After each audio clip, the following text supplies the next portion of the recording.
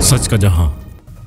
Jamshed road पर Memon foundation के करीब वाक़या कपड़ों के गोदाम में अचानक आग भड़क उठी। सेंट्रल कमांड एंड कंट्रोल को इत्तला मिलते ही फायर ब्रिगेड के 3 ट्रक, एम्बुलेंसेज और अमला जाए हादसा पर रवाना कर दिए गए। फायर ब्रिगेड की टीमें आग पर काबू पाने के लिए भरपूर कोशिश में मसरूफ है। वजीर आला सिंध सैयद मुराद अली शाह ने वाक़या का नोटिस लेते हुए मुतलका हुकाम से फौरी रिपोर्ट तलब कर ली। इन्होंने हंगामी इकदाम उठाते हुए और आग के मजीद फैलाव को रोकने के लिए हिफाजती तदाबीर अख्तियार करने की हिदायत की। वजीर आला KMC और दीगर मुतलका इदारों को तमाम दस्तियाब वसाइल बरकार लाने की हिदायत देते हुए कहा कि मुतासरा इलाके में रिहायशियों को तहफ़्फ़ुज़ फराहम करने के लिए फौरी इकदाम किए जाएं। रेस्क्यू हुकाम के मुताबिक आग बुझाने की कार्रवाई जारी और करीबी इलाकों में हिफाजती इकदाम सख्त कर दिए गए हैं। आग लगने की वजह और मुमकिन नुकसानात का अंदाजा लगाने के लिए तहकीकात की जा रही हैं।